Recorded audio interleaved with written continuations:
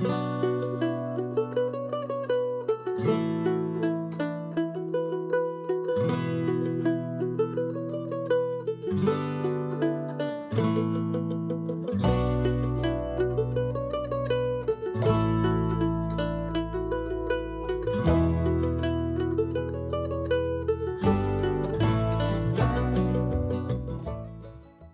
going on, folks? Hi, ¿Cómo estás? ¿cómo estás? ¿Usted? ¿Cómo está? ¿Cómo estás? How are you doing? What's up? Ça va? Et toi? That's French, but ça I don't va. know Spanish. Ça va is what? Good? Mm-hmm. Cool. And you? You want to use a coaster? Well, I gave you comme a si, custom comme coaster ça. to use. Guess what our coaster is? The Trek. Thanks, Zach. Brought to you by The Trek. Thanks, Zach. Well, hey, you guys. Welcome to our podcast. Yeti. Walks into base camp. We have actually done a little bit of rebranding. So it's Yeti walks into base camp Talking. through. Hiking. Yeah, she already forgot what it was. I forgot what the third word was. I was like, wait, is it trekking? Talking through hiking. Yeah. Talking through hiking. Yeah, actually, if you look up like a list of the top hiking podcasts, They have hiking in their name. even if you go to like the top 100, we're not even listed in it. And not saying like we need to be in the top ones, but you can't even find us when you type in hiking podcast. I feel You like. can't even find us. And I'm like, there are other podcasts on there that aren't even, I'd say, hiking related. They're hiking adjacent, maybe. But like, we are way more relevant to a lot of like the hiking stuff. And when we Googled our name, or when we Googled hiking, some of these things aren't even relevant. And I'm like, why are we not in this? Yeah, what's unfortunate is I think it's Apple. So our two main platforms are Spotify and Apple. You could only list like a wilderness category. There's no hiking category. Yeah, it's like wilderness or recreation or something. Yeah. But anyways. Yeah. Hi, we are a married couple who thru hike and ultra run. We did the PCT in 2022, the Tour de Mont Blanc right after. Myself, Yeti, I did the CT in 23. And most recently, we have done the Arizona Trail in 2024 and January of 25. /25. Yes. So that lets you know a little bit about who we are. We started this podcast to decompress the PCT, and it's become so much more. But we are trying to get back to our roots of just telling our PCT story and processing it out verbally. We've got to finish it. Like I told Wesley, I was like, I am a linear storyteller, and I feel like it's driving me crazy that we haven't finished our story 3 years later. Aye. So here we are. Back on the main storyline. We're going to try and power through this. The only other interview that we have is really with a really great special guest who we're not going to tell you about just yet. But that'll pretty much be the only interview between now and hopefully close to when we finish the PCT. So this long journey is going to be fun. And it's also brought to you by Aquatabs, our sponsor. Do you want to talk about Aquatabs and how they saved our life and our booty holes from from diarrhea and from all the vomiting and the giardiasis on the Arizona Trail? Yeah, I am. Okay, we've been using Aquatabs for years. Honestly, Wesley introduced me to it when we first met, started hiking together, running together even. Aquatabs is just truly an incredible, valuable resource to have.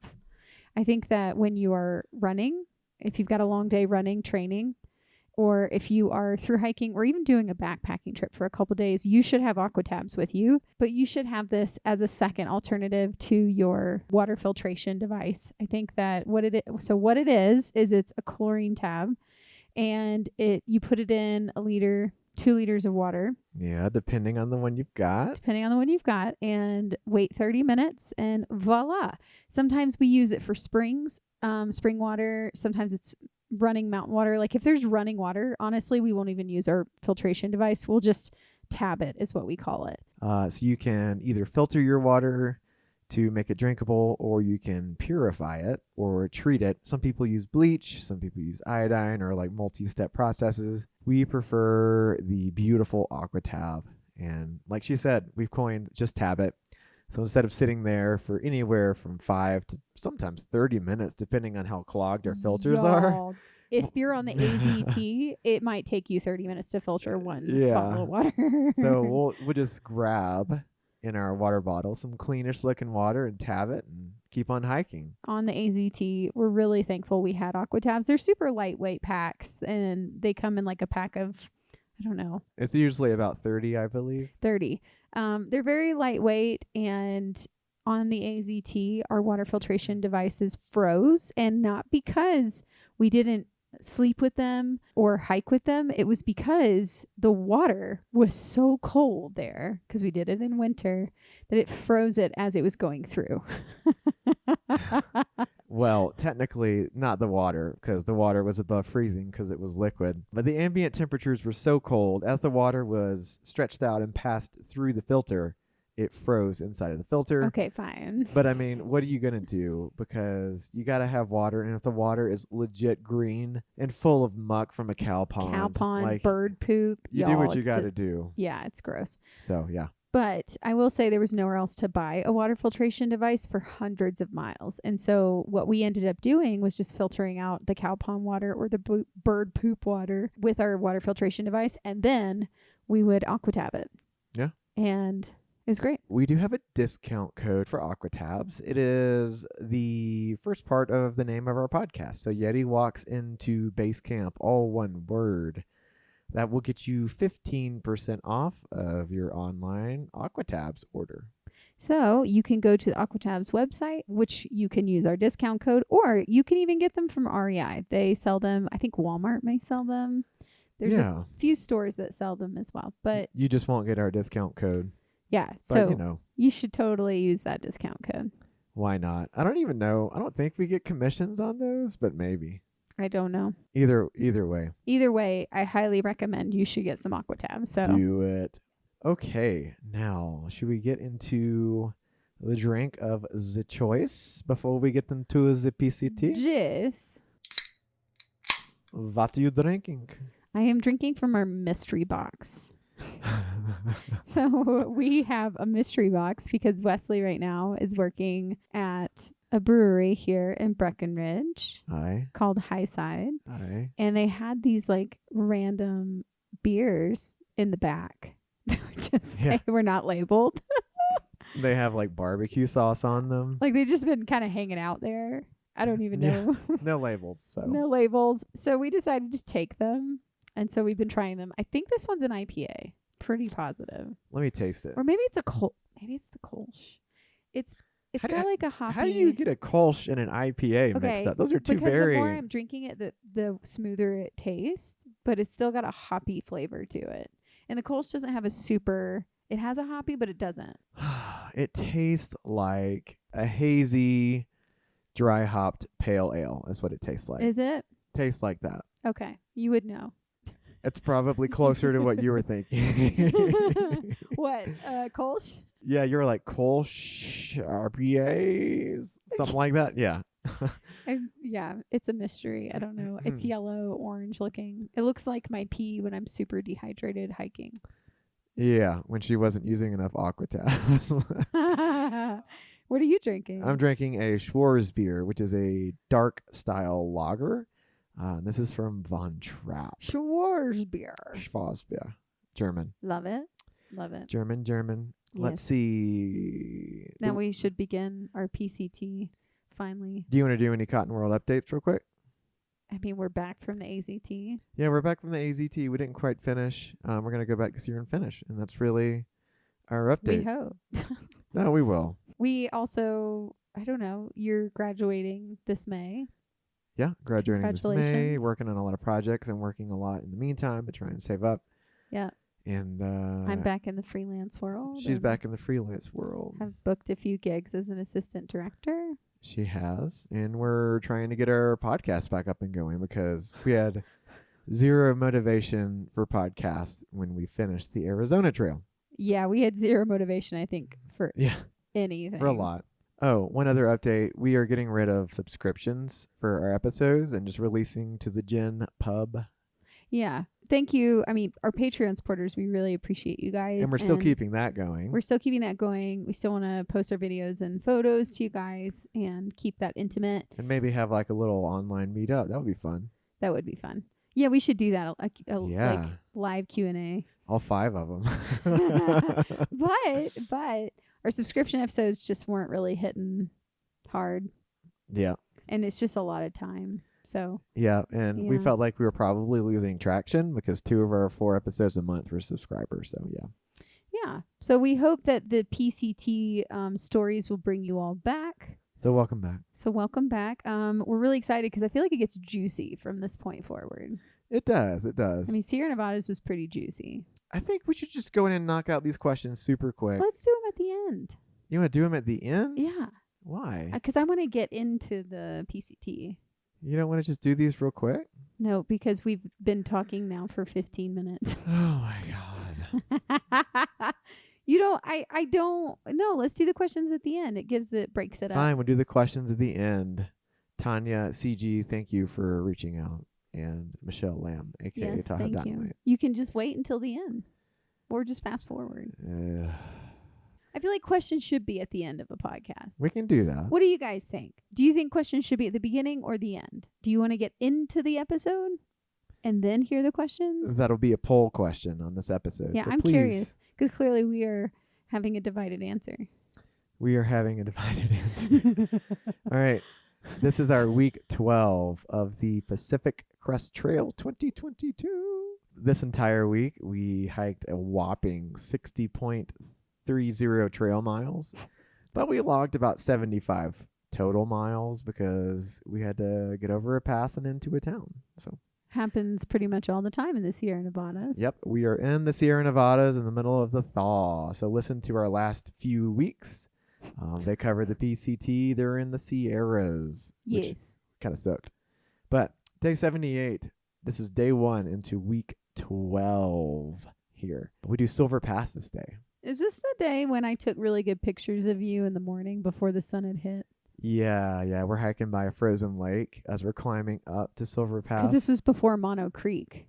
I mean, I'm sorry, after Mono Creek. This was right after Mono Creek. This is right after Mono Creek. Yeah, I do remember this pass. It was beautiful, honestly, and we had a great summit. You should take a shot every time she says beautiful in this episode.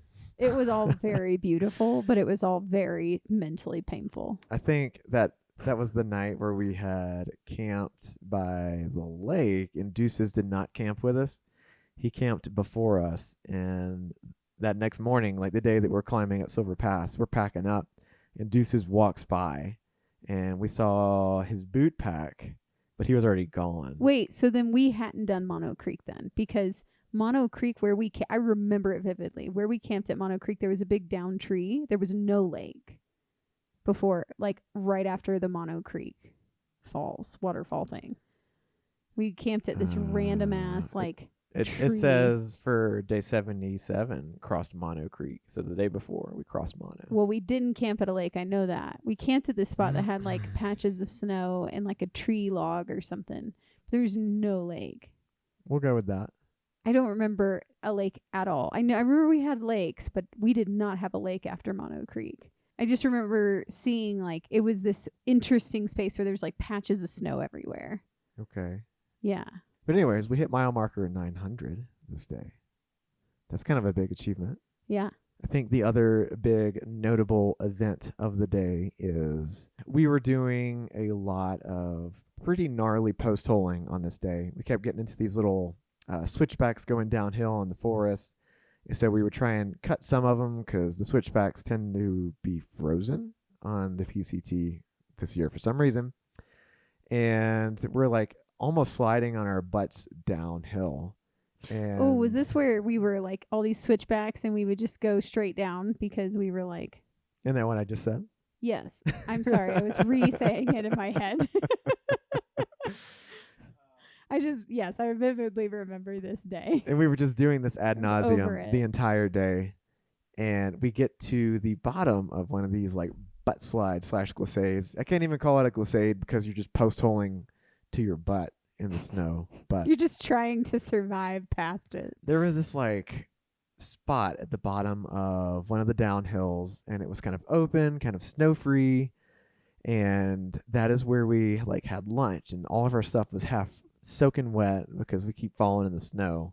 So we're drying it, and then we hear someone like coming out of the woods following like the really shitty path that we had just made. Do you remember who it was? Yes, because I heard her cussing up a storm about it. It was Prism. It was Prism. It was awesome. I was like, oh my God. Prism became such a really like, I feel like her and I bonded a lot during the Sierra Nevadas, and yeah, she's just a cool person, and it was nice to have another female out there mm-hmm. who was like doing all this. I don't know, like Who we was had a lot also, in like, common. 5'4". Yes, we had a very similar build. You both have short legs. Yes. So you're both bitching at the pace of taller guys. Yeah, and the big packs we were taking into the Sierra Nevadas. We just bonded like throughout, SoCal to Sierras, and then we run into her. It's been a week? Yeah. At least.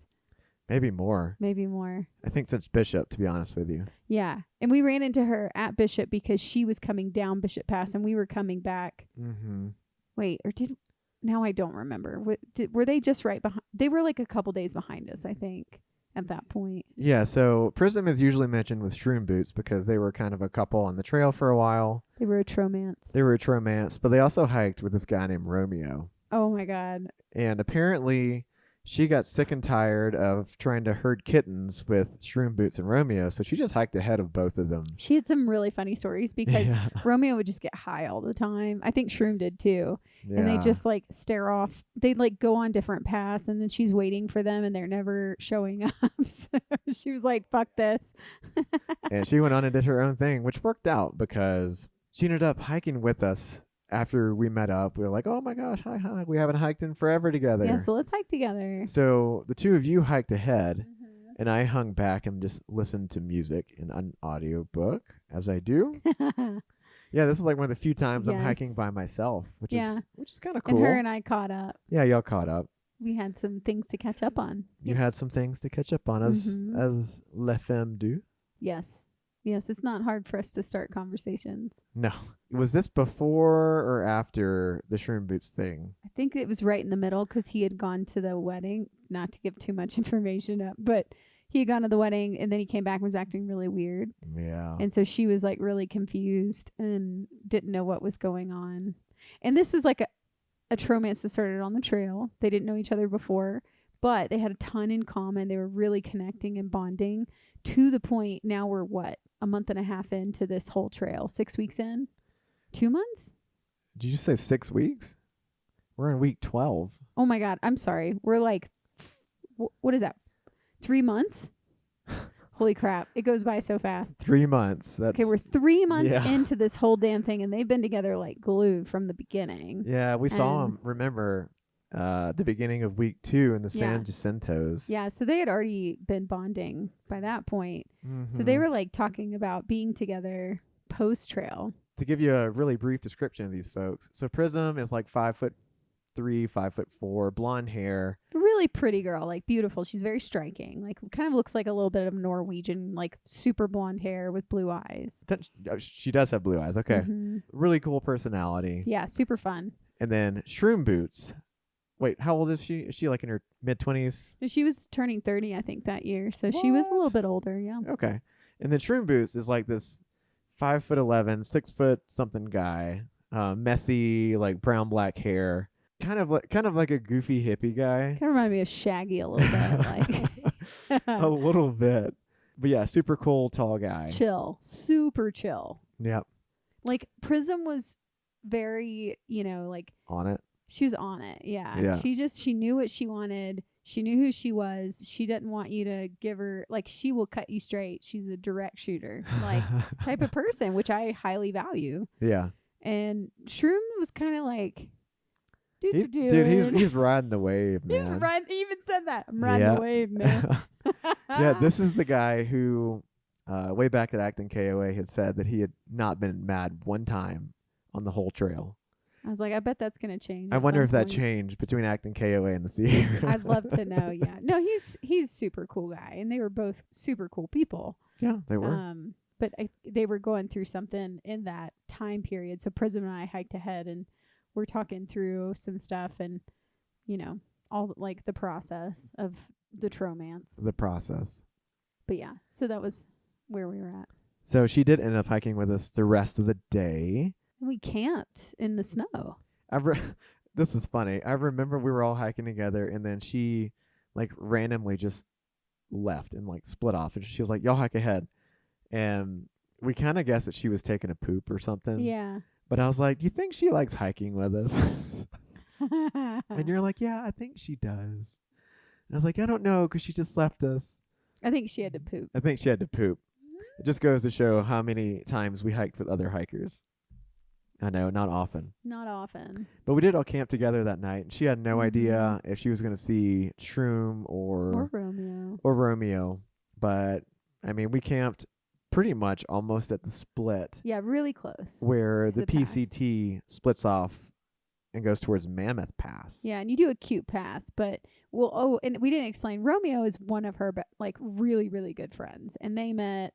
Oh God, I'm gonna butcher this, but I think they met on the AT. Yeah, I think so. And they were really good friends, and then they decided, like, he was like, "I'm gonna come out and join you on the PCT." We've described Romeo before. He's such an interesting human. We described him whenever we were at the Deep Creek Hot Springs. Yes. Because he gets in the hot spring with like his beautiful flowing brown hair. Like I'm a Tarzan hair. The fuck is happening? Like, is this a model shoot or something? And he's just such a chill, interesting human. Like, he's got this hat he wears. It almost looks like Indiana Jones that he would wear hiking. Mm-hmm. And he's just this type of person. He's like, yeah, man, everything's cool, man. Like, he kind of reminded me of the surfer turtle in Finding Nemo. Crush, yeah. Yeah, man, everything's cool, man. Yeah, but Crush has that. Crush is more crushy than... Well, I mean his personality. That's Romeo's fair. personality. That's fair. Crush sounds like Crush from Finding Nemo. Yeah. Romeo's real name is Kevin. I don't know. If you really want to find him on Facebook. I won't tell you his last name. Oh? Is a Romeo? Is a Kevin a Romeo? I would think of Romeo as more of like a Matthew. Or you mean like the name, the like suave? The name, yeah. Yeah, definitely not Kevin. Definitely not Kevin. Kevin. All I think of is Macaulay Culkin in Home Alone. Kevin. Yeah, but we also rabbit hole. We found out that this guy Romeo had been leaving these stickers. No, cards. They were playing cards. Oh, that's right. They were playing cards. We did. I think we mentioned this already in one We're of the going to mention it again. Let's do it again. So he was leaving these playing cards at random places. In SoCal. And they were of naked guys with like these massively angry cocks. Like otherworldly cocks. Like really aggressive looking things. And they were on the top of these mountain passes or like these or climbs like stuck we in would signs or stuff like that. We and we're like, who the heck is leaving these? And we finally found out it was him. We talked to so many people about it too, because we're like, okay, we all kind of know each other at this point that are hiking around this area. Who the hell is doing this? It was hilarious. I know. We should come up with a new trail name for him. Angry cock. No. We can do better than that. Really? Mm-hmm. Okay. I'll think about it. Okay. While we go over the next 6 days of week 12. We camped in snow that night. We camped in snow, and I remember I thought that this was funny. We were eating in our tents, and Prism came over and ate outside of our tent with us. Yes. And I'm like, wow. She did a ramen bomb. She's got some balls because we're sitting inside of our tent, cozy and warm, in our sleeping bags, making dinner. Yeah, we were very cozy. She was doing it the right way, though. Yeah. Follow her example, not ours. We've still never changed our example. That's pretty terrible, honestly. Whatever. Every single other thru hiker I talk to about this eats in their tent, so whatever. Most of them do. I know it's a controversy between all these people, but until you've actually thru hiked over 1,000 miles, I'd say, or until you've thru hiked 500 miles, yeah, you can't have an opinion in this. Now, if it was in the summer in the East Coast or up in grizzly country, I'd be hell of a lot more inclined to eat outside of the tent. But whenever you're like literally pitched in snow, eating in snow. Even in the summer, though. Well, I talked to Deuces. I asked him if he ate in his tent in grizzly country, and he said absolutely. Well, there you go. And he said he slept with his food, and he never once had an encounter. Not a good move, Deuces. Well, and Kappa did it. Jedi did it. They all did it. They just smelled so bad. The bears didn't care. I think that's what That's it what is. it was. I think that's what I've got a theory here. Anyway, okay, moving on That is to her theory. the next day. We should really get what's his name? The brothers from Wes Larson. Wes Larson. He would rip us apart for what we've done. No, we should really get him on here though and talk to him about bear safety for all of our listeners. It wouldn't matter though. A thru hiker's still gonna do it. Thru hiker's still gonna do it. At least carry like a deterrent. We did not on the PCT. We gave it up halfway through because it was too heavy. Or like a big rock. Just put it by your tent. Or a knife. You had a knife. You kept the knife out. Yeah, but a knife wasn't really gonna do jack all to a 500-pound bear. We were joking about when did we do the whole thing with the fishing line feeling or like we do it in NorCal. Okay. We'll talk about that later. That's really funny because everybody joked about how we were like fishing for a bear. Fishing for bears, baby. Anyway, so we did camp with Prism. mhm. We had dinner with her, which was awesome. But we all crashed, and there was no sign of Shroom Boots or Romeo. No sign of anyone. Next day, our objective was to get into the town of Mammoth. Which required, guess what, climbing over a pass to get into town. You named it. Yeah, we had to hike over Mammoth Pass. Which wasn't that bad. It really wasn't. I think what did we clock this day? It took us 10 miles to get into the town of Mammoth. I think the pass was only 5 miles or something, but then we had to walk the road because it was still closed, the bus system, so we couldn't be picked up. Yeah. And so we had to walk pretty much into the town of Mammoth. So I think it was a mile of the PCT that we had to walk, about 5 over Mammoth Pass, and then 3 to 4 through this like resort area along a road. Quote unquote resort, not like a luxury resort. Just so we can be clear about this, resort in that world is like a camping area. It's a campground feeling. Yeah, well, it's like a lodge that's temporarily closed. Yeah, and has like a general store. That's what they call their resorts in this whole world. Yeah. So when we say resort, that's what we mean. So we get over the pass, which was fine. There's really nothing monumental to discuss here. Just post-holing a lot. We get finally out of the trail, and it's funny because you can see. So we're on the trail still, but you can see trail signs like the little blue triangle blazes or the little blue diamond blazes, but they're like 8 foot, 10 feet up high on the tree. And, you know, now that I know what I know about the area of Mammoth, that makes sense because they get a shit ton of snowfall. And we just didn't have a lot of snow that year. So if you're out there snowshoeing or you know, what is it, Nordic skiing, then you would need them 10 feet up in the tree to see where you're going. It's crazy. Yeah. But we get to the resort area.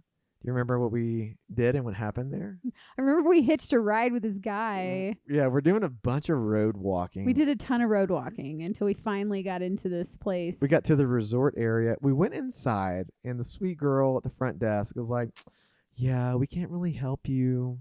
She was like, there are lots of cars parked out front, though. Maybe someone will give you a ride. And someone did. Yes, I do remember that. He was a firefighter. Yes. He was military, very nice guy. Volunteer firefighter. He gave us a lift in his little SUV, and I sat in the front seat. And you and Prism, we sat in the back. Y'all sat in the back, literally shoved up against all of his junk because he was sleeping in his vehicle. And our junk. And our shit, which probably just stank up to high heaven. I know. It always does. Yes, that was a fun time. He was cool. He dropped us off though. Did he drop us off at the brewery? Post office. Post office. And then the brewery. Something. Yeah, post office and then the brewery. Yeah. He got a picture with us because he really wanted to show his friends. And then we spent the rest of the day at the brewery. As we typically would do, because let's be honest, when you're on a trail like this, and I'm going to throw this out for anyone listening who wants to do a long through hike and you've never done one. This is a good piece of advice, is go to a brewery. Like whenever you get a hitch into a town and they're like, where do you want me to take you? Go to a brewery because they have Wi-Fi and they have food and they have beer, and you don't want to make any decisions calorie deficient. You want to make sure you get some food in your body, get a good old beer in your body with carbs, and then decide what you're going to do. Are you going to camp somewhere? Are you going to get a hotel? what do you need to do after that? Like, where are you going to get back on trail? Or I suppose you could do that anywhere that has food. Doesn't have to be a brewery, but Well, the breweries we came to find on the trail were the best ones, I felt like. Don't you think? They were the best I feel atmospheres. like you're sponsored by like the American Beer Association or something. I just feel like they had the best atmospheres. Like everybody was super cool, super chill in most of them, except for Idlewild. She's saying this Fuck that because fuck Idlewild Brewery. Yeah. She's saying this because we always make our best decisions at breweries. And whenever we say best decisions, it means we spend the most money on accommodations. No, that's not true. It's just that we finally have food in our bodies and we can make a decision. Yeah. We actually got to the brewery before it even opened, so they wouldn't even let us in for a half hour. What did we do? I don't remember. We just sat outside. Did we just sit outside? Yeah. Yeah. I had gotten my replacement camp stove from Optimus. Not Optimist, but Optimus. Yes, the brand. Yeah, the brand. I'd gotten it in Bishop, and it broke. Well, the arms were super, super loose, and I called or contacted the manufacturer, and they're like, yeah, we'll send you a new one. And I got the new one. It was exactly the same. So I guess it's just how they're made. I guess that's how they're made, yeah. Yeah. We don't use them anymore. No, I love my Snow Peak. Yeah, I have Snow Peak now, too. You converted me. We're a Snow Peak couple. Just on the burners. The Light Max. Oh, but you know what? We do have this really badass like camp. Oh, you guys, camp we'll table advertise setup it. that we need to use and advertise. Yeah, we need to use it first so we can actually advertise it and tell you where you can get this. But if you're a car camper, this is for you for sure. It's like a cool setup table. I don't even know yet, but we'll let you know. Yeah. We have no shame talking about the brands that we like and the brands that have sponsored us. So yeah, no shame because we like them. Nope. So in Mammoth, I do remember we drank a lot. Is that the day? So the day we got there, we drank conservatively compared to the next day. Wow. See, it's all a blur for me. I don't even remember. Yeah, we actually. I don't even remember. We got a hotel that was like almost right across the street from the brewery. We did our grocery shopping, picked up a few little things here and there. And I think you actually were doing... Did you do laundry this day? I don't know, but we separated. And I went. To be honest, I don't remember any. I feel like I blacked Mammoth out. I went to another bar and I wrote a blog. And you were doing something else. I think you went back to Mammoth Brewery. Oh, to see Prism. I think Prism and I hung out. And then oh my gosh, Shroom Boots came in. Like, there were a ton of people all of a sudden that night. Yeah, there were a ton of people. This is all coming back to me now. Okay. Okay, it's starting to come back to you. Yeah. I don't remember, though, where we stayed, what hotel or anything. It was right across the street. We got a little lodge there. And Prism and Shroom and eventually Romeo, they finally all showed up. So they got lodging at the same complex. So we finally get into Mammoth. We do a few errands this day. We crash hard, as you do the day that you usually get into town. Next day, we're running our errands. So we're getting our food. We're washing laundry. It's really hard to find laundry detergent this morning. I go to like 3 or 4 different locations while you're at the laundromat watching our clothes. And then I finally find detergent, like after going to 5 shops, I find it at CVS or one of the little Walgreens or something. I trade off with you. So I'm there doing laundry, and I finally get all of our laundry while you go off, and I think you're hanging out with Prism again. No, I thought I probably did our resupply. You might have been doing that. But we split up, and I'm doing the laundry. And at some point, the laundry is done. I take it back, and I go to a bar, and I'm drinking, as I do, dark beers. I'm writing a blog because during the PCT, I was a blogger for the trek, and I did a really shitty job of maintaining blogs because it's really hard to do. Yeah, the people who keep it up on trails through hiking, I've got to give them some kudos because that's got to be hard. Because like you're allocating a lot of time either in your tent or in town writing these blogs, and then you got to upload them and do all the whole editing and the photo insertion stuff. So it takes a lot. But I was dedicated. I got a blog out here in Mammoth, and the rest of the day was literally spent at Mammoth Brewing and drinking. We were all just trashed this night because they had trivia at the brewery. That's right. And do you remember we were like doing trivia with this biracial couple? Yes. And then didn't Optimus show up? Because Optimus just happened to be in Mammoth. Because you remember Optimus, our dude who tore his ass up. Yeah, ripped his ass open as he's trying to get down Forester. Well, he needed to heal for 2 weeks. Yeah, it was 2 to 3 weeks. 2 to 3 weeks. So then he ends up crashing in Mammoth. Yeah, he found a really sweet trail angel situation. Yeah, and he was up there. So he comes and hangs out with us and tells us he's going to get back on trail. Yeah, he was like ready to go. Antibiotics had done their job. nice butt scars were in place, I guess. Battle wounds have been. He's got some battle wounds. But yeah, we all did trivia. And the night's kind of a blur, but I do remember, because obviously I wasn't trashed many times on the PCT, except for in the Sierras, it feels like. Or Cascade Locks. And Cascade Locks, yeah. That was the other one. There were 3 times I'm drunk on the PCT. Kennedy Meadows for about 3 days. This night in Mammoth, and then Cascade Locks, which is at the Oregon-Washington border. Which we'll talk about that when we get there. Those are my 3 drunkasodes. Yep. But this night, I was obliterated, and we ended up going to the hotel room for Prism, Shroom, and Romeo. Because they had a kitchen. Because they had a kitchen. And we didn't. And Prism really wanted to make us pasta. She really wanted to make food. So she did. She made some awesome spaghetti, pasta. Right? Or something. Yeah, it was like tortellini. Yeah. She had made it with sauce. And we all sat and ate. I think the majority of us were sitting on the floor. And as soon as I finished eating, my body was just done with the day. Truly done. As Prism and Optimus and I are still talking, drinking. Yeah. Shroom Boots is asleep on the bed. I also climb onto the bed, and I end up using Shroom Boots' thigh as a pillow. Literally. We have a picture of that because we all were laughing so hard, and he didn't wake up either. So I'm like sleeping on this hairy-ass thigh. And it was such a good sleep. As we still drank and talked. I don't know how y'all were doing it.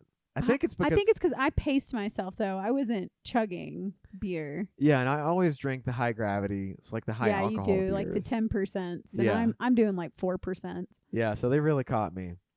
But what I did remember from this night is I remembered Optimus promising to make us crepes the next morning before we all headed back out on trail.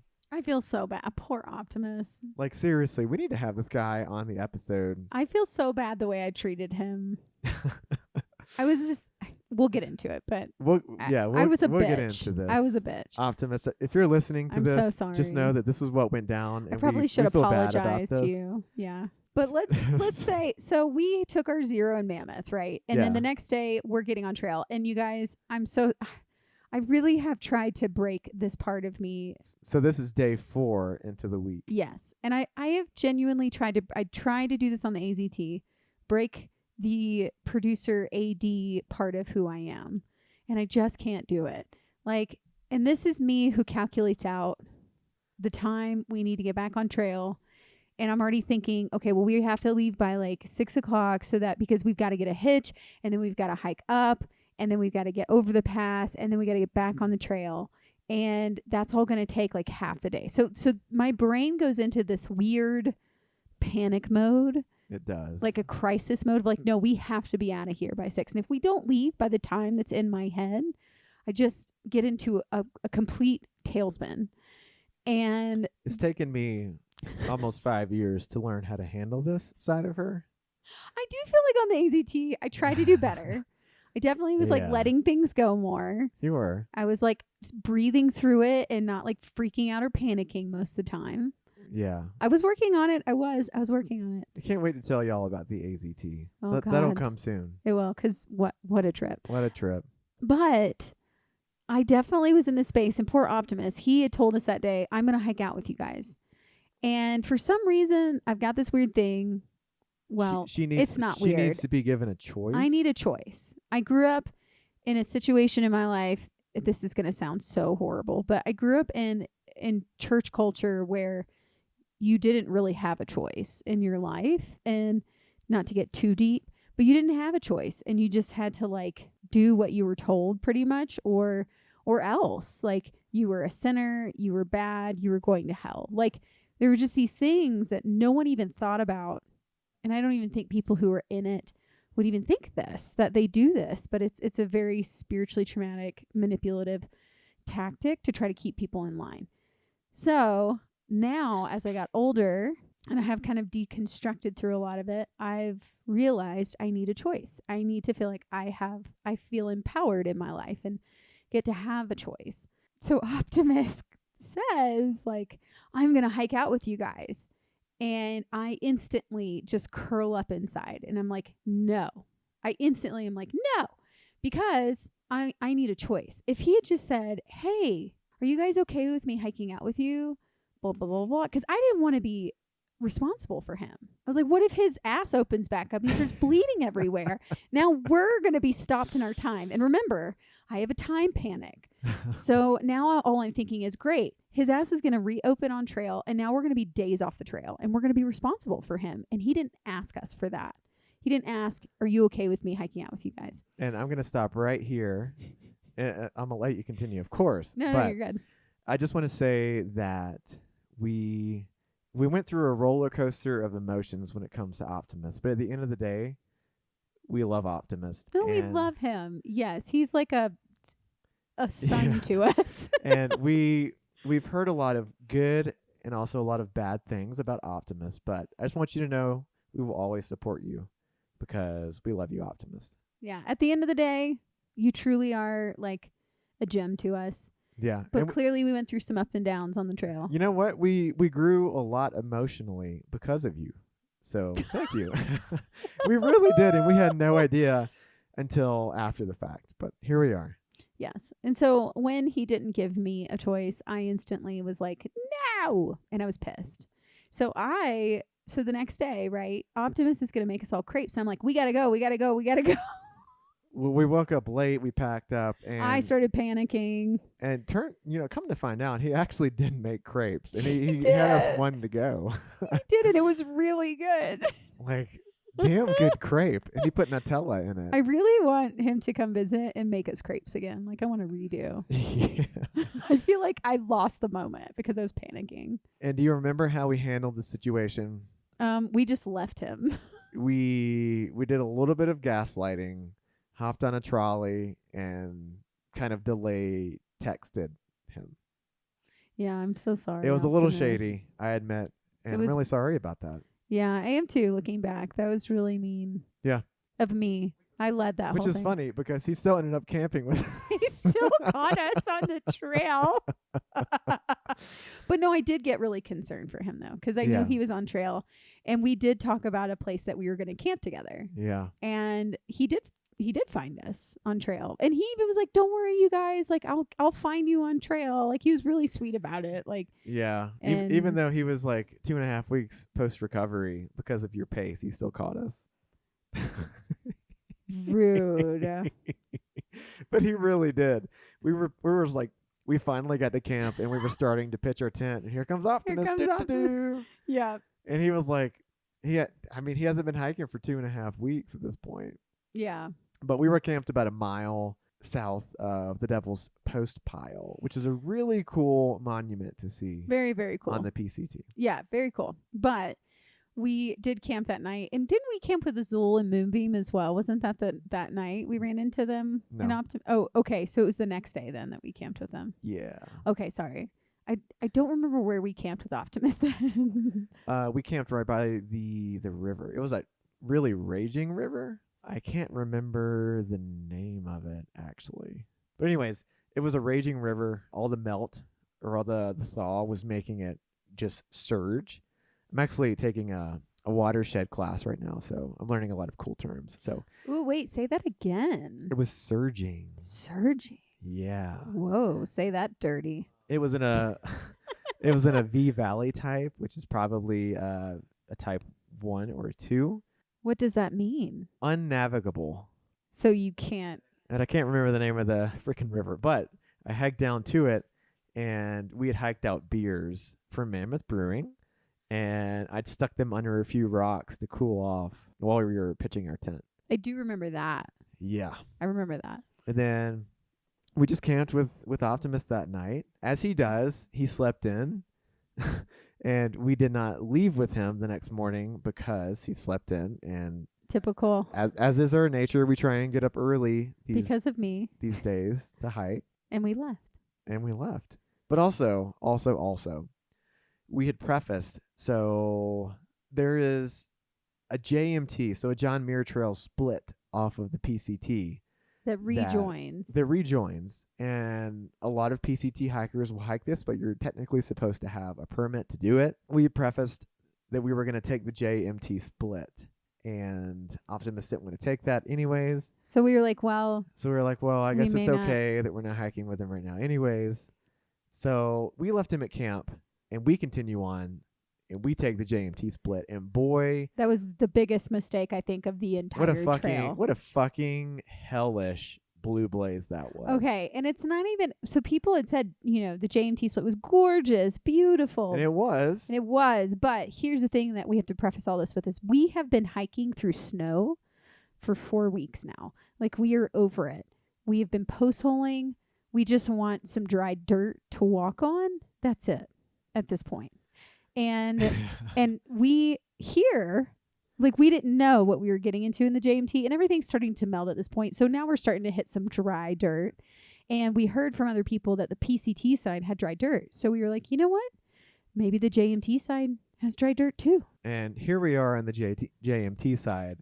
It has not been maintained in a while. We're climbing over blowdowns for half of it. Oh, and then we're all of a sudden. There is effectively no boot pack. And so, honest to God, we're post-holing up to our waist. And I'm 5'11", and it's up to my waist. So it's kind of up to Basecamp's belly button. Yeah, and it's snow covered. Like snow. Deep snow covered. Deep snow. No one's hardly done this. And to boot, and I know it sounds like we're bitching, because we are, but I was just livid because I was like, we could have just taken the PCT, and we heard there was no snow. We climbed an unnamed pass on the JMT. And you have to understand, every pass you do on the PCT, you have to earn it. Like, at least they have names so you can claim them. Yeah, but it's also, these are hard. Like, these passes are hard. Yeah.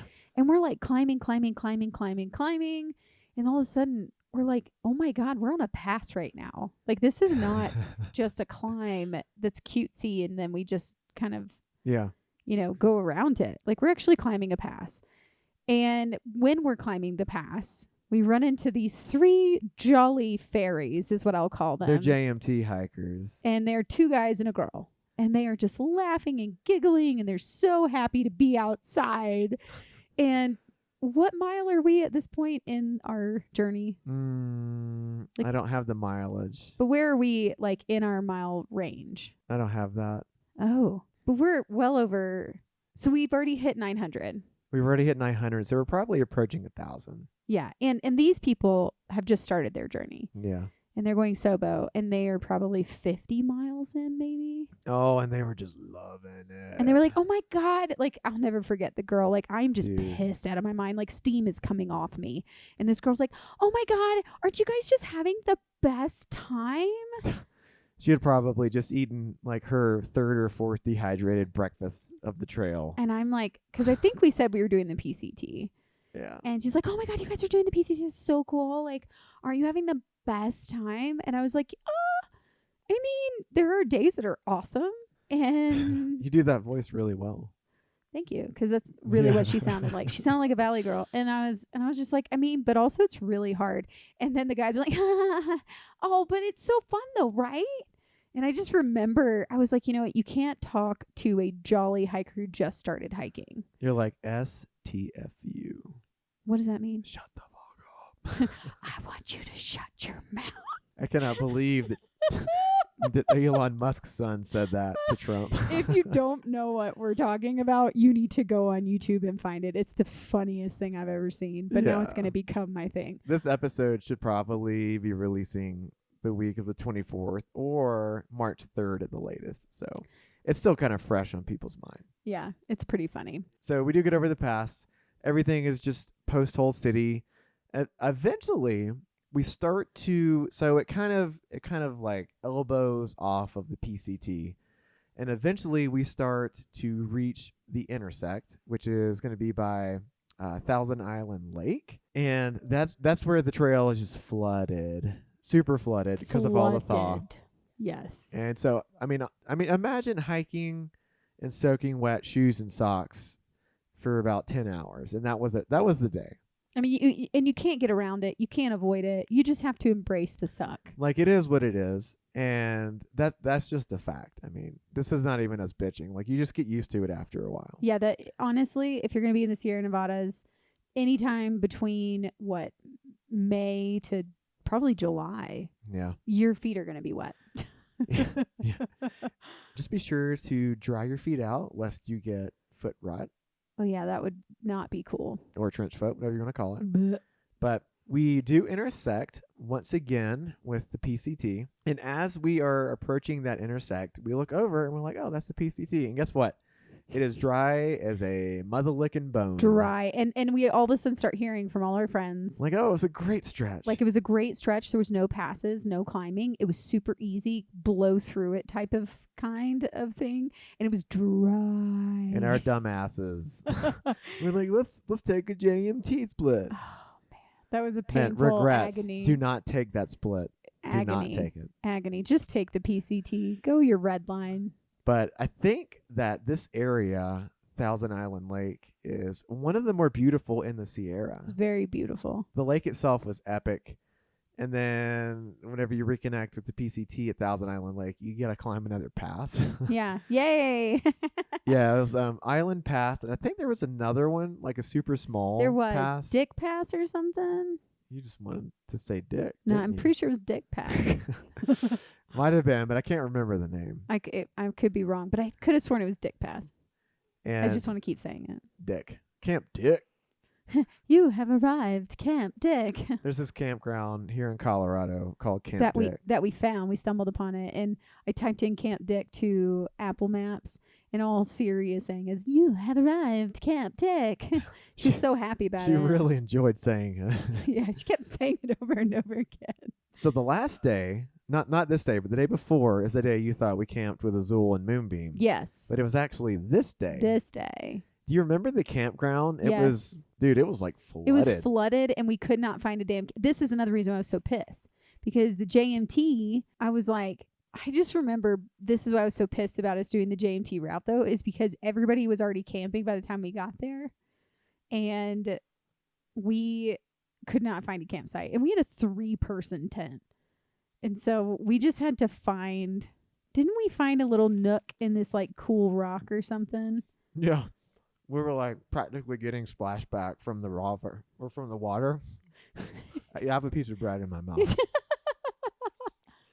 Yeah, we were camped so close to one of the streams, like gushing streams, that we were getting like splash on our tent from it. Because it's thawing. Everything's thawing out. So like there's just water and gushing water everywhere. And it was hard to find like a piece of land big enough to accommodate our tent that was flat. Yeah. So we were just like, okay, I guess we'll make this work. But yeah, you should never pitch your tent within 1 to 200 or 1 to 200 feet of a watershed for leave no trace reasons. Unless you really can't find anything else. Even then, you're not supposed to. See, this is where I think the debate is like, what would be okay? I'd love to hear people's opinions on this too, because what's worse is creating then your own campsite off the trail that's further away from water, or just pitching at a campsite that's really close to water. Well, you know, the rationale behind that is because you're most likely not going to pee 100 feet away from water or poop 200 feet away if you're camped right by it. Totally understand. Yeah. I get it. Yeah. But I just want to understand though, what would be more preferable, the campsite that's already like beautiful and just perfect right by water, or having to recreate your own campsite and pulling up vegetation? You wouldn't pull it up. You would impact it. What if there's like crazy twigs and stuff that you have to pull up from the roots or something because it's sticking up out of your tent, or it's going to poke your tent? Then I would say the lesser of two evils, I hate that phrase, is to camp closer to the water. Ding, ding, ding, ding. But that's me. That's me. I know. I have a lot of thoughts on Leave No Trace. And yeah, me too. We have a 2-part Leave No Trace episode with Alina and Jesse. And I feel so bad because the audio quality is just garbage. Because I wasn't there. Because Basecamp wasn't there and I dropped the ball. We really need to have them back on. Or we someone really else. do. Yeah, we should, and we should have them in person if they're here. That would be awesome. So I remember we camped there, and then we went to bed. We woke up, and the next day. But ass crack early. Because we have another pass. I'm so excited. We have another pass. Wait. Oh, wait. No, we're not there yet. She can't read the cues quite All right. Do you need your glasses? Donahue Pass. I probably do need my glasses. Do you want them? No, I'm fine. Okay. I see Donahue Pass. Yeah, Donahue Pass was kind of a post-hole city. We got up early though. With Azul and Moonbeam and Old Lady. Yes. And I didn't put it in the comments here, but you remember who we met this day? Pa, Ott, and Wonder. I thought we met them the next day. We met them this day. We met them that day. I thought it was the day we went into Yosemite. We met them this day climbing up the pass. I do remember we met them climbing up and then on the pass. We met them. Yeah, there was actually some absolute garbage trying to climb up Donahue. We had to do some some little stream crossings, and again, streams are gushing, so they're more like small rivers. We're like literally having to like rock hop, but the rocks aren't smooth, and so you got to have someone hold you or catch you on the other side. Yeah. So I remember we were doing that with our small little troop. Yeah. We finally caught up to, I say finally, but we firstly caught up to Pa Ott and his wife Wonder. Oh, and they're they're a couple in there. He was an old ranger, a Forest Service ranger. A retired forest ranger. They were in their 70s or late 60s. I'm not sure of the age, but I know that she had hiked the Appalachian Trail. Yeah. But I think late 60s, early 70s. They were older couple, and they were doing this together. Super inspiring. I was like, you guys are so inspiring. Dude, in the middle of the snow-covered Sierras. How badass. And they were so happy to be there. It was the cutest thing ever. It's like couple goals, Yeah. I was like, oh my gosh, can we please be them when we're when we're that age? There were a few other hikers climbing Donahue with us that I don't remember. Yeah, we ran into a few people. We were passing people. Yeah. But I do remember 2 hikers specifically that stuck out. They were doing this section for some reason, and they were not seasoned through hikers. They were just out there doing a little stretch of trail. And so, you climb up Donahue Pass. We all got there successfully. It was fine. Was this going down? You take pictures. Oh, my God. And as you're going down, the snow kind of tapers off, and it opens up into this valley. And the valley is bisected by, guess what? More raging water. Oh, this was bad. And there was a very light, when I say light, I mean thin ice bridge over that creek. And I would not recommend taking ice bridges over creeks unless it's an absolute necessity and unless you know what you're doing. And also if it's freezing outside already. Yeah. So we took that creek and that little ice bridge. And then these 2 other hikers, they were, again, not through hikers. One seemed more seasoned than the other. And the other actually seemed pretty terrified to be out there. I mean, I would be too if I weren't, if we hadn't been doing this for as long as we had been. And felt confident we could do this stuff. Oh my gosh. Yeah, I don't terrified. I don't even know where these guys came from. I don't know where they came from at all. They were just out there climbing Donahue Pass when we were climbing it. Yeah. I don't even think they had backpacks on. They had on ospreys, I believe. Oh, they did. Okay. Oh God. Osprey is like the sign of the novice backpacker. Also, to give another picture to this world, and this is why I was so terrified by this one, because this ice bridge that we were crossing, if it cracked and you fell in, you were going straight down a waterfall chute. I'm talking 500-foot waterfall. Yeah.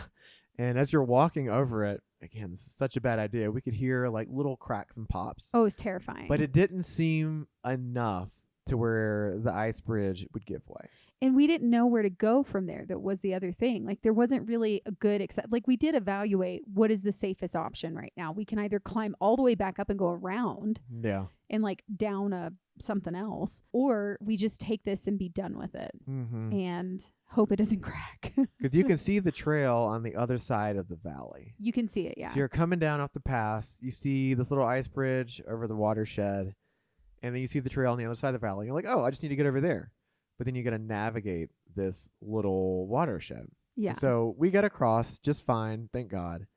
And then we see the quote-unquote more seasoned of these 2 hikers cross it. And he seems aggravated at his partner because his partner is going really slow. Yeah. Taking really cautious steps. And he's yelling and rushing him to cross this watershed. And thank God they made it. Yeah. But I'm what a bad situation that could have been. Who brings their inexperienced friend on a Up hiking trip here. out there in that? In the snow, in the thaw. And the freaking thaw. Like, do it in the summer. You're fine. Moral of that story is know what you're getting into before you go into it. No, please. before you go. No, before you go. The other thing, too, is I remember when we got to the other side, you could see the waterfall. So this is another thing that it drove me absolutely bonkers on the trail. But whoever started the trail season before us and got into the Sierra Nevadas before us, They made a garbage boot pack. they had no idea what they were doing. You could tell they were not seasoned snow hikers. They didn't know what they were doing. And they would follow each other down the most dangerous ravines. And I saw, you could see it cracking. So the waterfall was like cracking over and gushing out. But you could tell that there was a fucking boot pack that went down that ravine. So whoever did it probably a few weeks before it all started gushing, they went down that ravine because they were like, well, the quickest way is down. I mean, so it let's is. go. Because they probably couldn't see the trail. They had no clue where it was. Yeah. And we noticed how people would do these patterns where they just go up and down, up and down, up and down versus like trying to figure out where the trail was. Yep. And so I was flabbergasted by that. I couldn't believe people actually went down. You could see the boot pack going down where the waterfall was. But they did. Please be wise. Terrifying. People, please be wise. Like, I'm shocked no one got severely injured in our year in the Sierra Nevadas during like May. We should do an episode on hiking in winter and snowy conditions. We should, because you We should should know do that. about avalanches. You should know certain things you're getting into, because I swear to God, there were so many people who did not even have an ice axe that were going to be going through the Sierras with us. And I'm like, you don't have an ice axe? And what drove me crazy is they would brag about it. And whenever they got over a pass, they'd be like, see, I don't need an ice axe. And I'm like, You don't brag about that. like, you don't brag about the fact that it could take one slip and you're going down a 500-foot chute. Yeah. But you just got really lucky. You don't have spikes. You don't have an ice axe. Like, sorry, I clearly get mama bear about all this because it drove me crazy. Straight up. Because people didn't want to take it out there because of the weight. It's true. And your safety is more important. It is true. Your life is more important. Yes. Thank God we all made it across.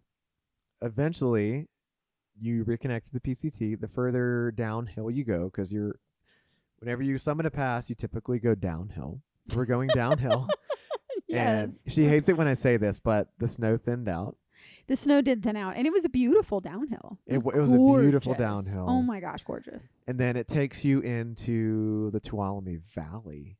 Tuolumne Meadows. Yeah, Tuolumne Meadows area. Which is just absolutely beautiful. So the trail finally levels out, and we cross like one. So she's kind of overcome her trauma and her PTSD from big water crossing. Not yet. I'm still scared of them for sure. But she's starting to get over it.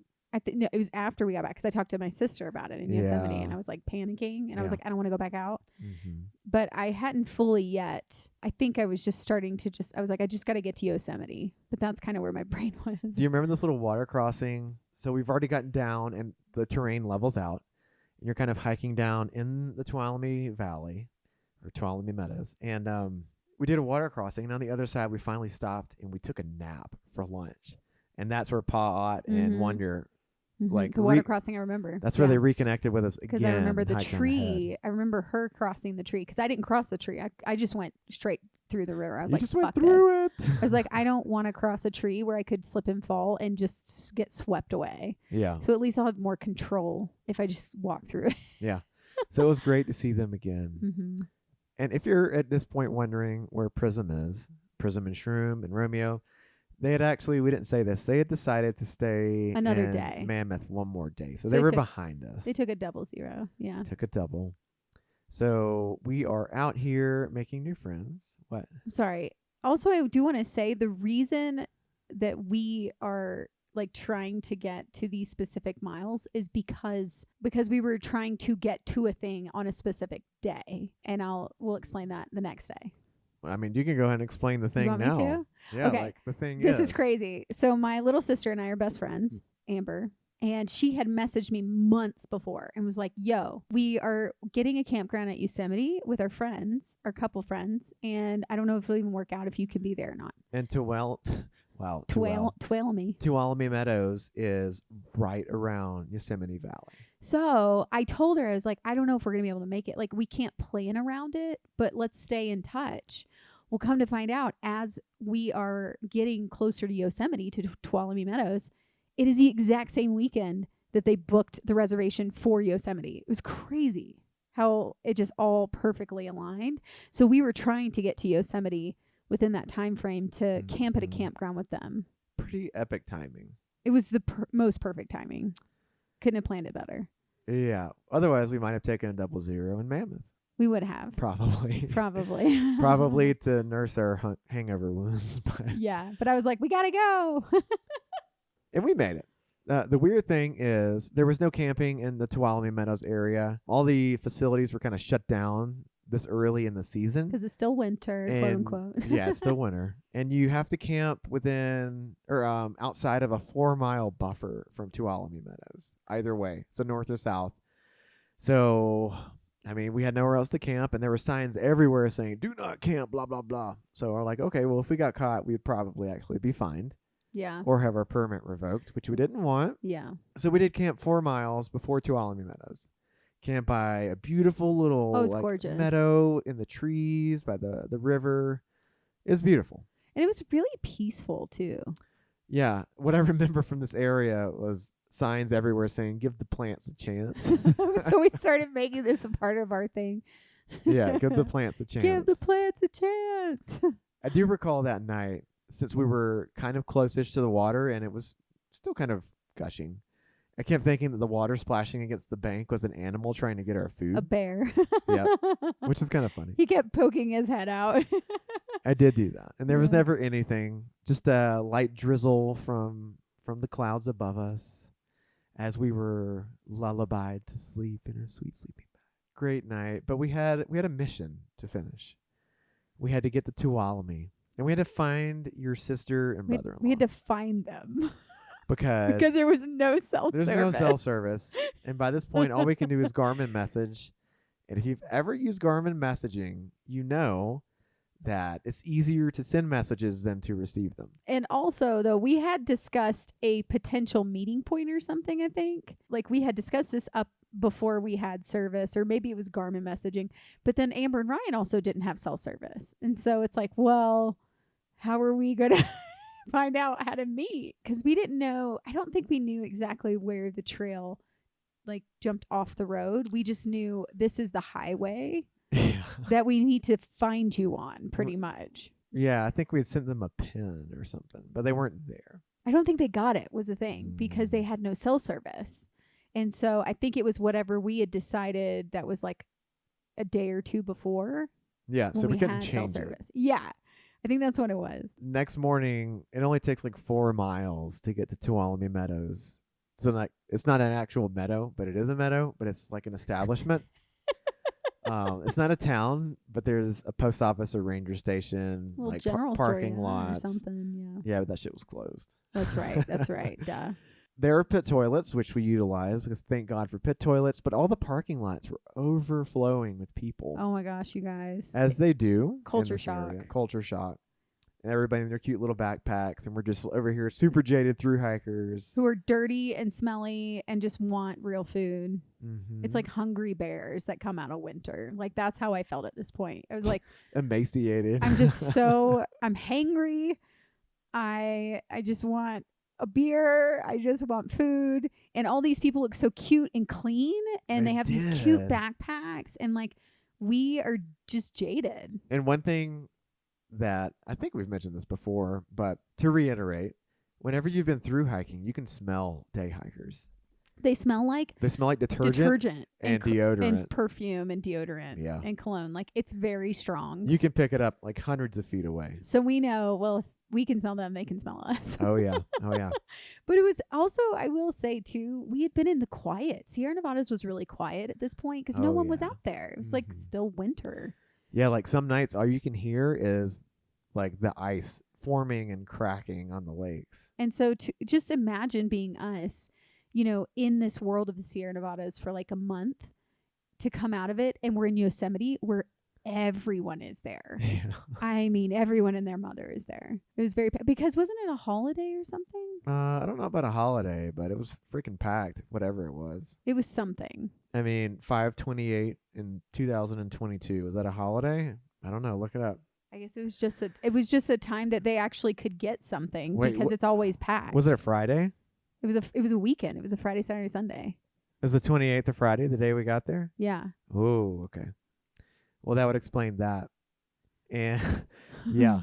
So we had a tentative meetup point with Amber and Ryan, her sister and brother-in-law. I guess she's technically my sister-in-law and brother-in-law too.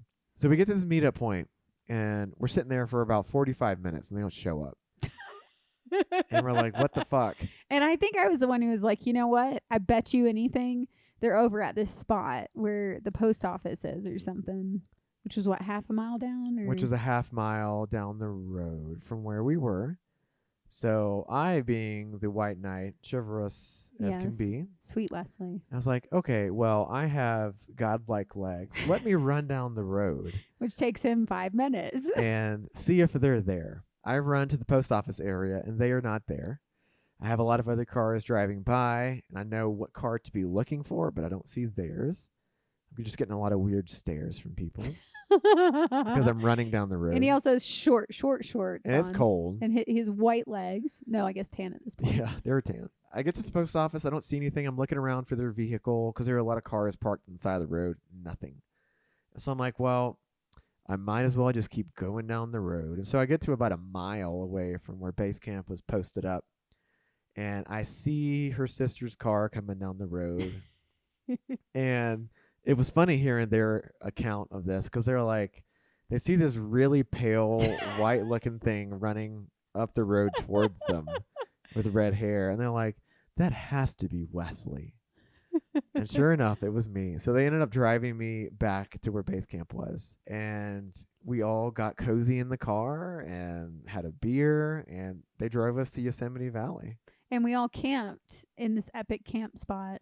Which was stressful as fuck because we're surrounded by so many people. Well, that's true, yeah. It was an epic camp spot because we had a fire pit. We had in Yosemite Valley. In Yosemite Valley. And we could see El Capitan, like, right there. It was crazy how they had reserved this, I guess, I don't even know how long out before, but it's really hard to get those specifically by El Capitan. El Capitan.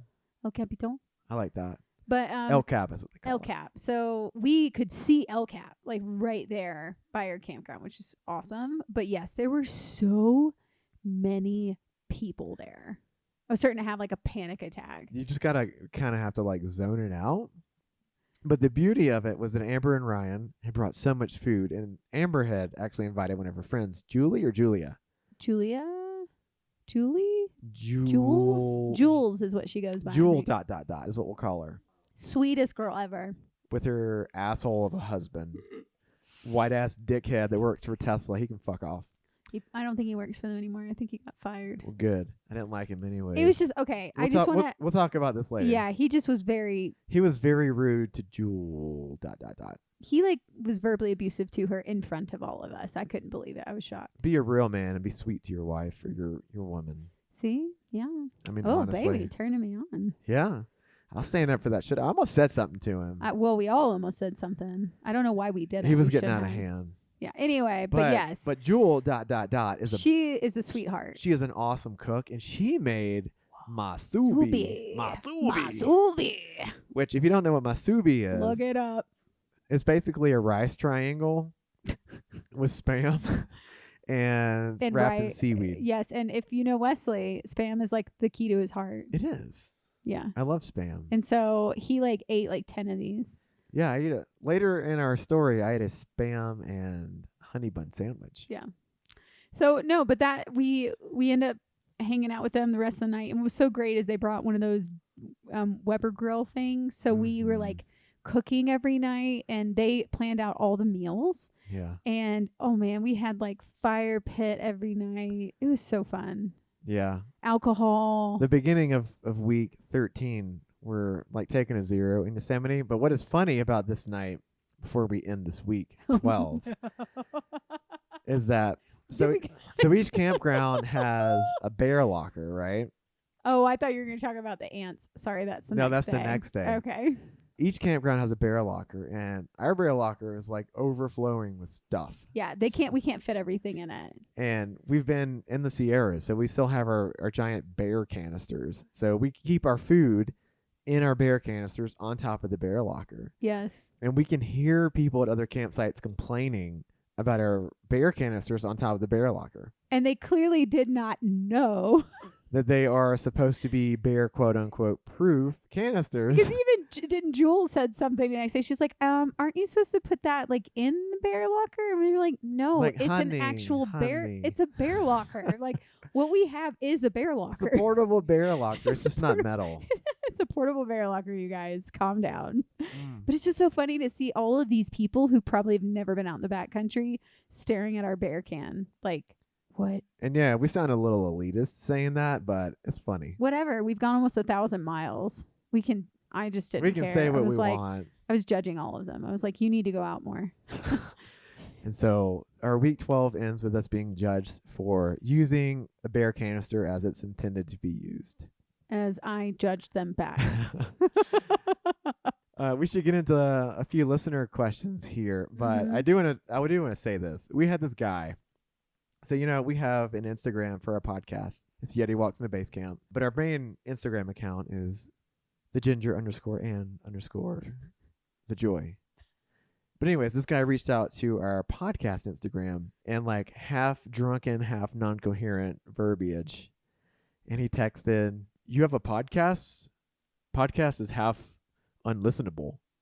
And then I'm like, "What? ? And he's like, "You have a podcast ? The woman, or maybe you, half unlistenable." And I'm like, what is this guy talking about? So if you think that our podcast is barely listenable, would you please let us know so that we can make amends or change the subject matter or increase maybe my volume or whatever. Is it my high-pitched sounds he can't handle? Maybe it's Basecamp's high-pitched voice, but I mean, I try not to be super high-pitched when we're talking. I do try to keep it at a low volume, but when I get super excited and I start telling a story, I know I go up high. And I don't know this guy's name because I've already blocked him because I block people. That's just who I am. I don't have time for shenanigans. But yeah, let us know if our podcast is unlistenable, and if so, why. Please. Or if you like it, then let us know as well, because we love feedback. Yeah. And to feedback, we've gotten responses from two to-be PCT hikers for the 2025 hiker season. Woo, woo, woo. One was TanyaCG. She didn't have any questions, but she just wanted to let us know that she loves listening to our podcast. She's on episode 40 already, and this is her like hiking listen whenever she goes out on training hikes. Wait, is she doing the PCT this year, you said? She's doing the PCT this year. Tanya, best of luck to you. Did she say when her permit was or when she was starting? She did. It's on my phone.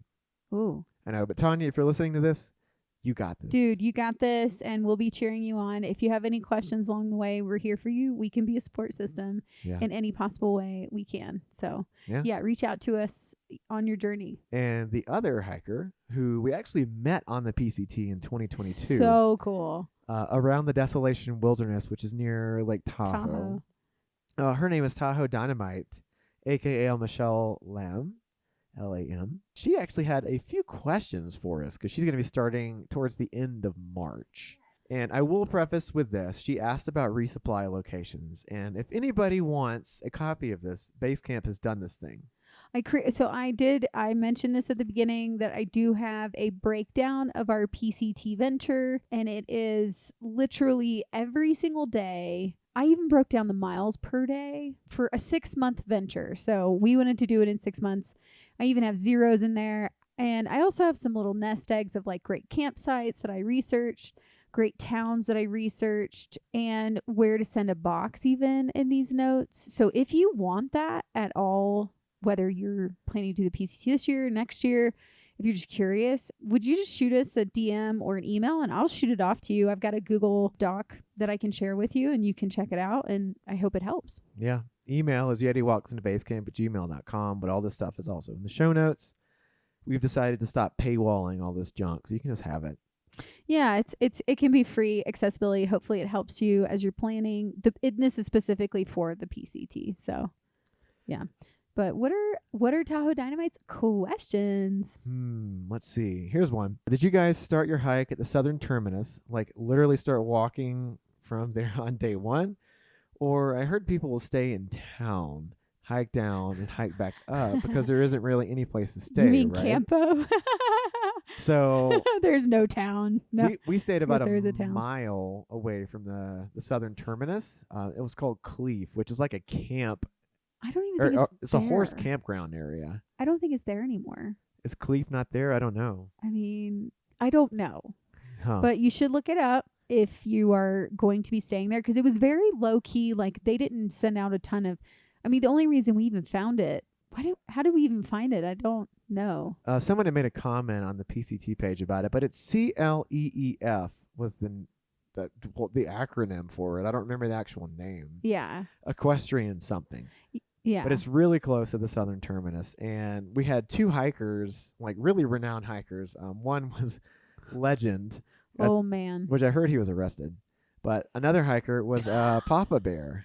Sweet Papa Bear. He's the best. Yeah. Loved Legend. Loved Papa Bear. I wish them only the best. But yeah, they were kind of camp hosting at this area for the 2022 PCT hikers. Yeah. So I don't know if it's still there, but yeah, it was only a mile from the start. So we just stayed there and then hiked to the start. I mean, otherwise, Campo, they have enough, accommodations for you to stay in town, get some good solid food, a good night's sleep, and then start early. The question morning though, on the next day. But the question is finding a ride. I don't know. I mean, how far is Campo from the start? 2 miles? Oh, I guarantee you there are people that would give you a ride. I'm sure of that. Yeah. Otherwise, I mean, camp at the start. Just get someone to take you to the start and hike out a few miles. Hike out and then camp. Yeah. Yeah. People do it all the time. Yeah, I'm pretty sure that you hike by a road that you could hitch into Campo if you needed to. Yeah, it's pretty easy to pitch around there too. It's very open, so. Yeah, but again, you're like by the wall, but we didn't see any refugees running around, so you should be okay. I know, it's pretty terrible, isn't it? Call them refugees. I mean, people escaping one country to another are refugees. I agree. I think we should allow people into our country, but that's not my decision. And the wall is hideous. It's fucking ugly. It's so ugly. I was like, this is the wall? Good Lord. So the PCT southern terminus is by like a built-up portion of the wall, and it's like 25 feet high. Honestly, it was disgusting. I was disgusted. And it's rusty. Ugly stuff. It was pretty sad. But yeah, you should be able to figure out the southern terminus and camping and accommodations. Should be pretty easy. Yes. Next question. Did you guys send yourself free supplies, and do you recall any place that really had slim pickings for food? She's veggie/pescatarian, so she's worried. Yeah, it's that's going to be a long answer, so I'm going to say that would refer back to the breakdown though. And I will say I already responded to this question for her in an email. Oh. I told her that she can resupply in every single town. Even if it's limited resupply, she can manage a vegetarian diet. Well, she can manage vegetarian, but it's going to be like shitty food. Yeah. Like you're going to be eating ramen. But that's just the expectation. Yes, like you're going to be eating ramen then and muffins. That's what we did. We did muffins and we did tortillas and ramen in those towns that were very difficult to get stuff from. And just know, unless you have a super high tolerance, if you're going to plan on like bouncing a box or shipping boxes ahead of yourself with food, you're going to get tired of that food you're putting in there unless you're mixing it up.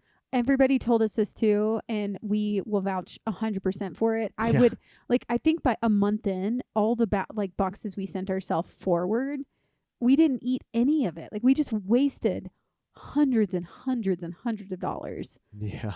Because we thought we would eat it. But we stocked up some hiker boxes. But we did give to hiker boxes, yes. But I don't know. The towns are, I don't know. Now it's been years later. I don't know. I mean, I feel like every single place, even if it's a small town, you can always hitch into a bigger town too.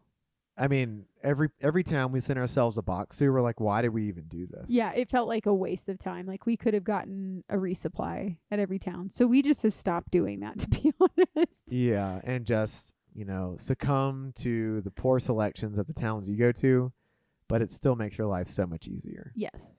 And her last question is, are there any cool towns to definitely stop in, and are there any to avoid? Ooh. Well, I can go ahead and give you a few towns to avoid. The list is actually pretty small. The one town that we avoided, and it's probably a cool town, but we avoided it, was Skykomish in Washington. Not because it's a bad town, but whenever we got there, there was a huge norovirus outbreak in town from the hikers, so we ended up avoiding that one. Another one, let's see. Belden Town. It's not actually a town. It's more like a / resort lodging thing. I don't know. It was an interesting spot, kind of weird vibes. I would say to not plan on spending much time there. Just pop in and grab a bite to eat. And other than that, keep on climbing out because you're almost at the midpoint. By the time you got into Belden Town, you just have a big old climb in front of you. And then a lovely-ish downhill to the midpoint. So that's cool. I don't have any other towns to avoid. I mean, as a thru hiker, you're going to receive largely positive reinforcement from folks in towns.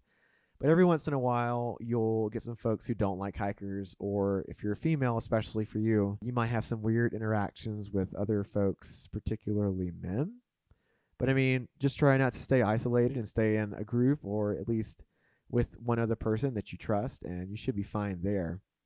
We did have one really weird experience that we've already kind of explained when we were in the town of Idlewild. So this is like our week 1 on the trail. We went to the Idlewild brewery and we're just treated like straight up dog food by the wait staff there. So definitely go to the town of Idlewild, but avoid the brewery because they need to be avoided.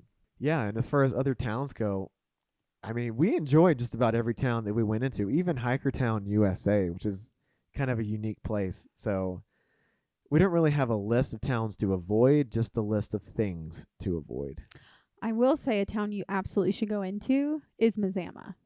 Oh, that's right at the terminus, the northern terminus. And Leavenworth. I loved Leavenworth. Oh, yeah. Great Bavarian style town. Yeah, but Mazama, I really highly recommend going there either before or after you're done with the trail because you're seeing all these hikers that you might not have seen in a minute. Who were either about to finish or just did finish. Yeah, and so I would recommend doing it because, well, if you decide to do it right before you're finished, it's like almost like a feeling of, oh my gosh, they just finished. Yeah. And we're so close. Or after you're done, you get to go to the bakery there and holy shit, that bakery is like a gold mine.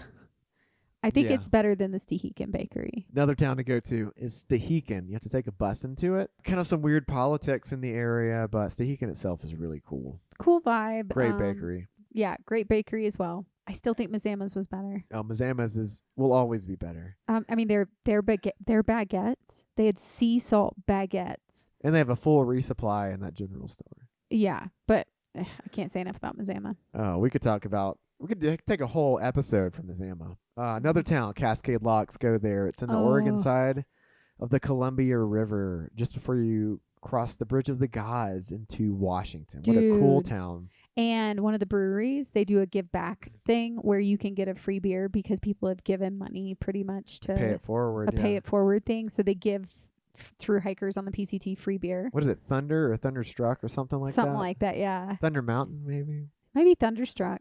Other towns to go to? And then the ice cream. Oh, and the ice cream in Cascade Locks. The ice cream at Cascade Locks is truly famous. Yeah. And it's delicious. Oh my God, it's so good. I'm trying to think towns down trail. Like down south. Yeah. Oregon didn't really have, you know what? The only outstanding town in Oregon was Sisters to me. Sisters was great. And Bend, people talk about Bend. We didn't go into Bend, but Bend, though, is really close to the trail. And people do like a lazy river thing there a lot of times. That would be cool. That would have been fun. But we stayed in Sisters. Yeah. Sisters was cool for us, though. We really enjoyed it. This is actually a town that I would probably say to avoid because it's just kind of dead, is Dunsmuir. And that's in the NorCal section of the trail. Yeah, don't. Just avoid it. Go to Shasta or something else. Shasta. And then there's Etna. Etna was a cute town. We really enjoyed Etna.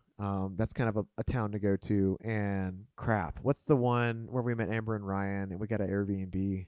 Ashland. Oh, Ashland. Ashland cool was great. Town to go Super to. Super cool vibe. Yeah. And then California towns to think of that are really popping out right now. Idlewild, way down south.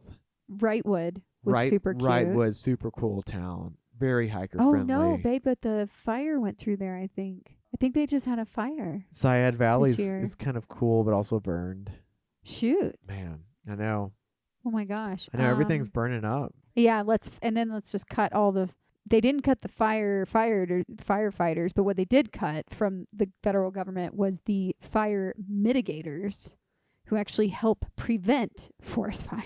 Yeah, forestry and fuels reduction. Good job. Yeah. And go into LA if you have a moment to, because how often are you near LA? That's true. And you can even see LA when you're hiking. Yeah. You can see LA from some of the top of the mountains. And odds are you're going to fly into San Diego to do the trail anyways. San Diego is kind of a cool town. San Diego is a really cool town. I like San Diego. It's not a town. It's a city. But yeah. Yeah. I'm trying to think. I mean, Bishop, of course, is like, you have to go to Bishop. Bishop, like, don't go to the small towns around Bishop. Just go to Bishop. Go to Bishop, not Independence. And then go to Mammoth. Yeah. And then Mammoth. So what have we said for the good towns? Let's start south up. Idlewild. LA. Wrightwood. Idlewild, Wrightwood. Tehachapi. Ooh, Tehachapi. We had some great trail angels there. Bishop. Mammoth. I feel like we're missing one in there, but now we're up in NorCal. Go to Shasta, and then Etna, and then Ashland, and then Sisters, Bend, and Sisters and Bend. Oh, and there's resorts. These cute little resorts we talk about. There's some really cool resorts. Remember that lake we stayed at? Yeah. Where was that? What resort? Shelter Cove. It wasn't Shelter Cove. I'm talking about another one where that family. The mom and two daughters, they let us stay on their campsite because they were going to kick us out. Fish Lake. Yeah. I really liked that one. Go to that one. Go to Fish Lake. They had a great restaurant. Wait, no. Sorry, not Fish Lake. Fish Lake is the alternate that most people go to. It's called Lake of the Woods. We went to Lake of the Woods and no one knew about this one. Lake of the Woods. No one was there from Hiker World. It's a resort. And it's a cute campground resort. And man, their restaurant was great. And it was right on the lake. Yep. Oh, it was amazing. Continuing north, Bridge of the Gods. Cascade Locks area. And then, let's see, Leavenworth, and then Stehekin, and then Mazama. Was there any? No, I guess we pushed through in Washington. Right. We didn't stay at a time. Well, we went to, was this guy Comish, and then everybody was sick, so we left. Well, yeah, I said not to go there, but that was also our opinion because of norovirus. Everybody had the norovirus. Oh, yeah. That came back and bit us in the ass in the AZT. Sorry, okay. That's obviously a topic we enjoy talking about, so. We didn't get the norovirus on the PCT. So yeah, there's our list of do's and don'ts for towns on the PCT. Yeah, the trail gods, they were like, you are due for the norovirus. And then Tahoe Dynamite told us to give our sweet husky a scritch. SCRITH behind the ears. Loba. Yeah. Loba. Yeah. Come here. Can I give you a little scritch? Come here. Can I give you an ear scritch? Can I give you an ear scritch? Yes, come here, sweet girl. Oh, I just give you an ear scratch. Oh. Well, I guess that concludes our episode. Loba says it's time to feed her. It's dinner time. So we're going to say to y'all, reach out on Instagram if you want to let us know anything. There'll be a poll after the episode as well. And we really love emails from y'all. So oh my goodness, yes. This makes it all worth it. Shoot us an email to yetiwalksandabasecamp@gmail.com. Let us know how you like this. And if you have any questions about the PCT, if you're hiking it this year, let us know because we would love to answer them. And let us know if you want them answered at the beginning or the end of the episode. Or also if you have questions about the TMB, the CT, or the AZT, we can also answer or fundamentals of hiking. We can do that. Oh, okay. We can do that. Just send us all of your hiking questions, regardless of what trail it is. Ooh, I have one more. We would love to answer that. What's that? Sorry. I wanted to throw this one in here. Couple questions. If you have any questions or like, what is it like hiking as a couple? Whether it's, sex questions or like hiking together questions, how we set up our rigs, even how we do stuff when we get to camp. Mm-hmm. I don't know. If you have any burning questions about what is it like hiking as a couple on trail, because apparently this is rare for most people. For us, it's our normal. Seems to be that way, yeah. Yeah, so if you have any questions, we'd love to answer them. We'd love to answer those. Yeah. Thanks, Charlotte, for editing this episode. Thank you, Charlotte. Thanks, AJ, for also being an editor. Thank you, AJ. We'll be editing the next episode. And thank you so much to The Fire Once Lost for our intro and outro. We still love the vibe. It's called The Appalachian Trail. Yep. And I guess that wraps it up. So as we are walking down our snowshoeing trail today with Loba and her boyfriend, the golden retriever Tank. Yep. And we ended the trail, we decided to say... She just murdered that in a bad way. We're just going to say, as we like to say in the hiking community, Happy trails.